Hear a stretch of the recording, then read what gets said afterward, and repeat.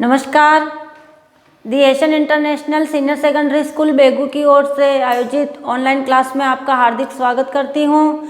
आज हम द्वितीय पाठ रुचिरा पाठ भाग 3 के द्वितीय पाठ विलस्य वाणी न कदापि में श्रुता कहानी है, उसके बारे में चर्चा करेंगे। प्रस्तुत पाठ जो है वो कथानक पंचतंत्रम के तृतीय भाग काकोकुलिकयम नामक से संकलित हैं और पंचतंत्र के मूल लेखक विष्णु शर्मा हैं। और इस तंत्र में इस पंचतंत्र के 5 खंड हैं जिन्हें तंत्र कहा गया है।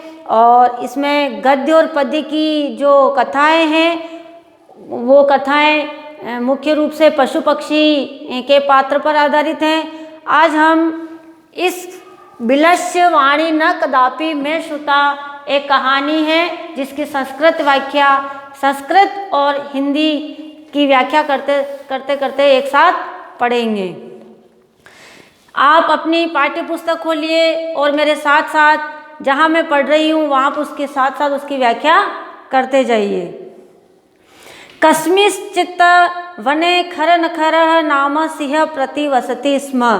किसी वन में, इस पाठ का अर्थ से पहले समझ लेते हैं। विलस्य वाणी न कदापि में श्रुता। विलस्य यानी गुफा, वाणी यानी वचन या उसकी आवाज़, न या नहीं, कदापि यानी कभी भी, मैं यानी मेरे द्वारा, श्रुता यानी सुनी गई। यानी जो गुफा की आवाज़ है वो कभी भी मेरे द्वारा नहीं सुनी गई। तो इस पाठ का नाम से ही स्पष्ट हो रहा है। आगे बढ़ते हैं। कस्मिंश्चित् वने खरनखर। अब इस पाठ में कहाँ से कहाँ तक पढ़ेंगे अपन? कस्मिंश्चित्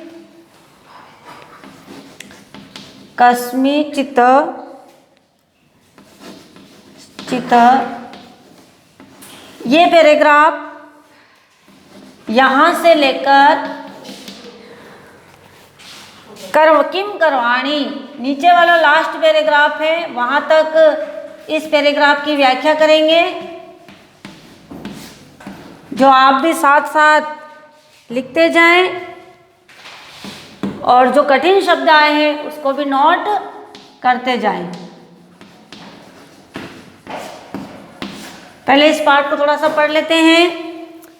कस्मिंश्चित् वने खरनखर नाम सिंह प्रतिवसति स्म। सः कदाचित् इतस्ततः परिभ्रमन् क्षुधात् न किंचिदपि आहारं प्राप्ताम्। कस्मिंश्चित् वने खरनखर नाम सिंह प्रतिवसति स्म। किसी वन में खरनखर नाम का सिंह निवास करता था, निवास रखता था। सह कदाचित् इतस्ततः परिभ्रमण क्षुधात् न किंचिदपि आहारं प्राप्तवान। यानी वह कभी भी इधर उधर परिभ्रमण यानी घूमते हुए भूख से व्याकुल होकर वह कुछ भी आहार उसको प्राप्त नहीं हुआ है। तथा यानी इस 2 लाइनों में जो कठिन शब्दार्थ आए हैं वो आप नोट कर लीजिए। प्रतिवसति स्म, प्रतिवसति स्म, स्म भूतकाल शब्द में रहता था यानी निवास करता था। इतस्ततः,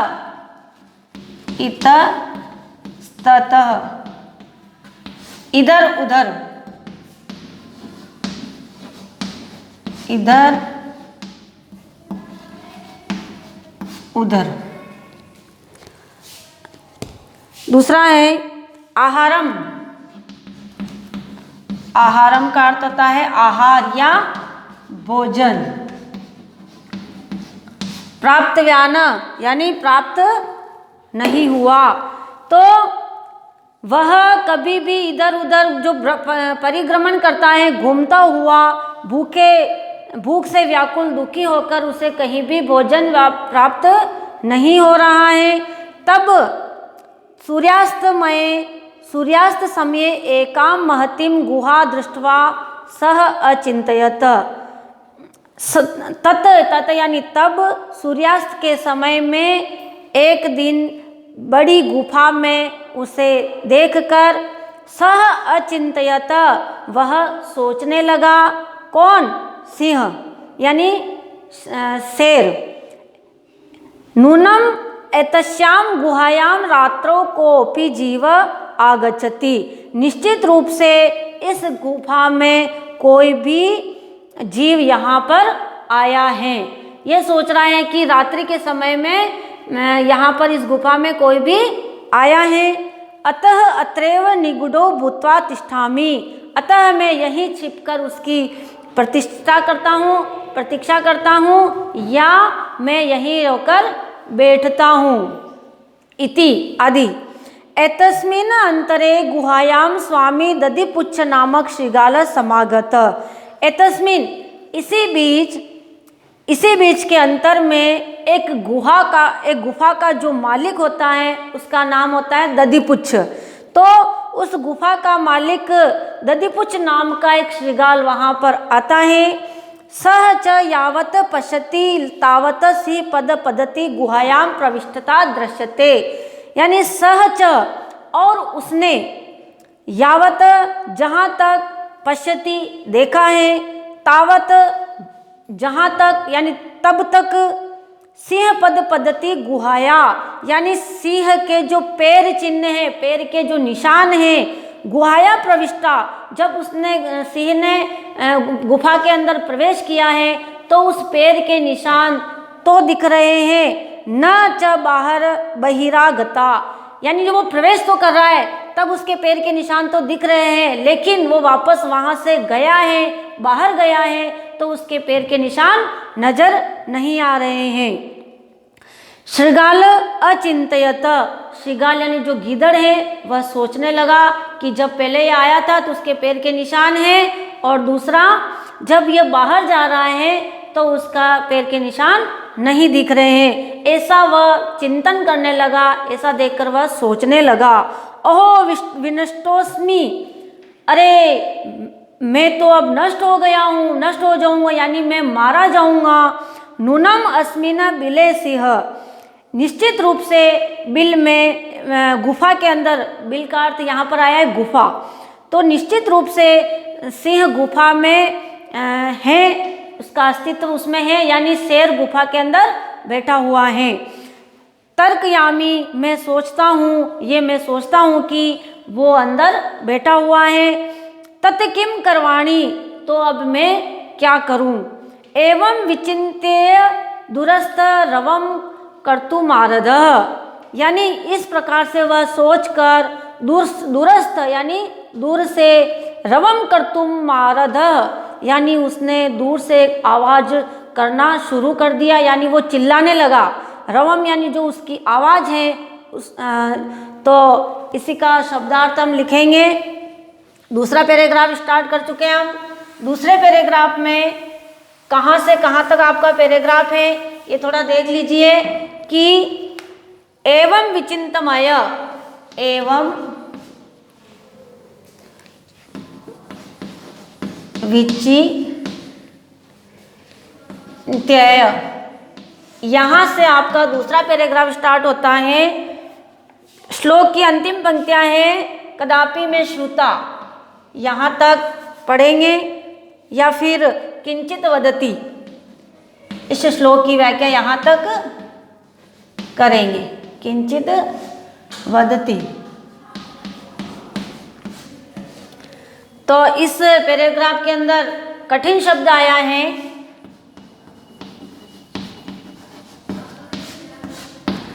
रवम। रवम यानी आवाज।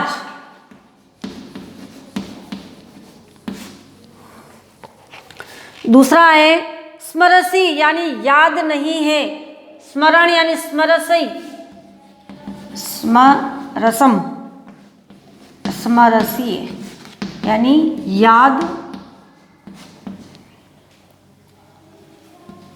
याद है।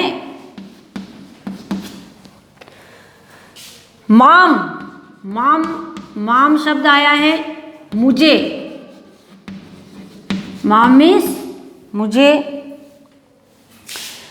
बाहगत,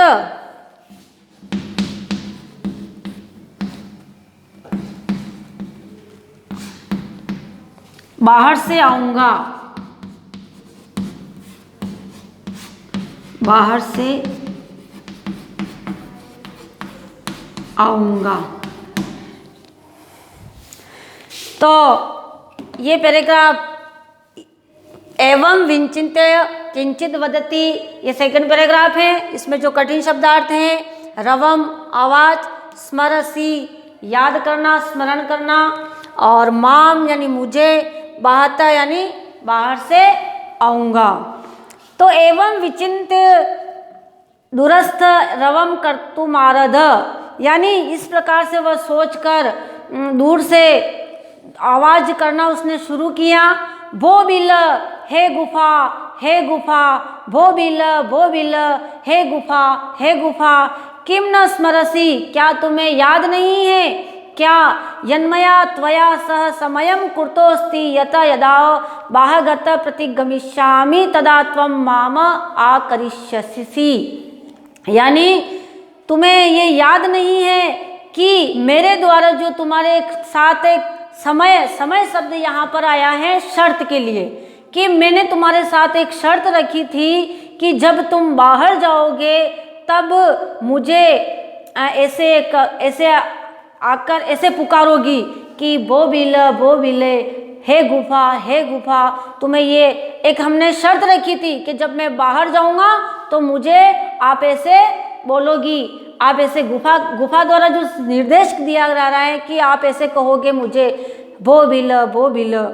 तो तदाम तव माम आकर्षसि, यानी तब शर्त मुझे पुकारोगी, ये शर्त है कि मुझे आप पुकारोगी। यदि त्वं माम न आहसासि तहि अहम द्वितीय बिल यास्यामि, यदि तुम मेरे द्वारा नहीं पुकारी जाओगी, ऐसे मैं कह रहा हूँ जैसे तुम नहीं करोगी, तो मैं तरही यानी तो अहम द्वितीय बिलम यास्यामि इति, मैं दूसरी गुफा में चला जाऊंगा। तो गीदड़ ऐसा उसको कह रहा है कि हे गुफा, ऐसा तुम नहीं बोलोगी तो ये शर्त तुम्हें मंजूर नहीं है, तो मैं दूसरी गुफा में चला जाऊंगा। अथ एतश्चुवा सिंह अचिंतयत, अतः यह सुनकर, यह कौन, गीदड़ सुनकर, यह सुनकर सिंह सोचने लगा। यहाँ पर कौन सुन रहा है, सिंह सोचता है कि नूनमेषा गुहा स्वामिन सदा समाहन करोति, यानी यह सोचने लगा कि निश्चित रूप से जो यहाँ का स्वामी है वो सदा यहाँ पर आता है, तो मैं उसका आह्वान करती हूँ। परंतु कौन कह रही है, गुफा कह रही है कि जब मैं यहाँ पर आऊँगा, मेरा इस गुफा का स्वामी आएगा तो मैं उसका आह्वान करूँगा या करती हूँ। परंतु मद भयात न किंचिद वदति, परंतु मेरे भय से मुझे कुछ भी याद नहीं है, मैं कुछ नहीं बोल सकूँगी, यानी मेरे अंदर इतना भय हो जाएगा कि उस स्वामी को देखकर मैं कुछ भी नहीं बोल सकूँगी। तीसरा पैराग्राफ है, भय संत्र तंत्र मनसा हस्तपादिका क्रिया प्रवर्तते न वाणी च वेपतुक्त चाधिको भवेत, यानी एक श्लोक है, अथवा साधिदम उच्चते, यहाँ उचित कहा गया है। तो तीसरा पैराग्राफ है इस कहानी का, वो यहाँ नोट कर लेते हैं और आप उसी पैराग्राफ को देखते जाइए और व्याख्या करते हैं। तो एक बार अपन शॉर्ट में पढ़ लेते हैं कि भय संत्रस्त मनसा हस्तपादिका क्रिया प्रवर्तन्ते न वाणी च वेपतुश्च चाधिको भवेत, यानी ऐसा उचित कहा गया है कि डर के मारे लोगों की हाथ पैर की क्रिया करना बंद हो जाती है, यानी कोई भी डर जाता है, जिसके मन में भय पैदा हो जाता है। हस्तम पादम क्रिया, हस्तम पादिका क्रिया, यानी जो हाथ पैर की जो क्रिया होती हैं वो क्रिया करना बंद हो जाती है या क्रिया काम नहीं कर पाते हैं। अप्रवर्तन्ते न वाणी च वेपतुश्च चाधिको भवेत, और उन लोगों की आवाज़ किससे, भय के कारण उन लोगों की आवाज़, वाणी यानी उसकी आवाज़, वेपुत्र चाधिको भवेत, भय के कारण कंपन करने लगती है, दूझने लगती है या कांपने लगती है। तो ये ऑलरेडी सभी में होता है कि किसी के अंदर भय हो जाता है, शरीर में हाथ पैर कांपने लगते हैं, हाथ पैर काम करना बंद कर देते हैं। इसी के साथ ये पैराग्राफ यहीं तक समाप्त होता है। और फिर इस पाठ के अंदर जो भी कठिन शब्द आए हैं, इस श्लोक के आप शब्दार्थ लिख लेंगे। श्लोक है आपका भयसंत्र, भयसंत्र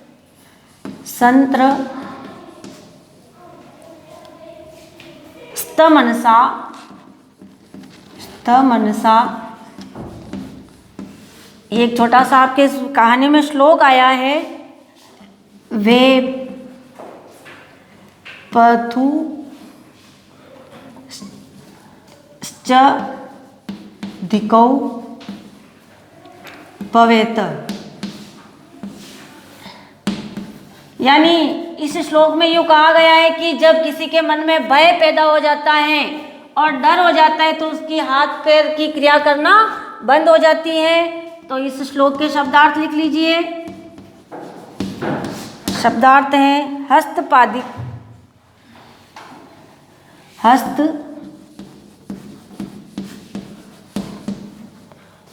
पादादिका, हस्तपादादिका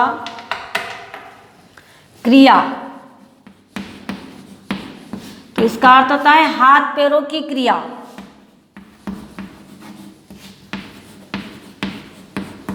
हाथ पैरों की क्रिया। दूसरा है वेपतु, वेपथु, वेपतु यानी कंपन, दूजना, कंपन करना।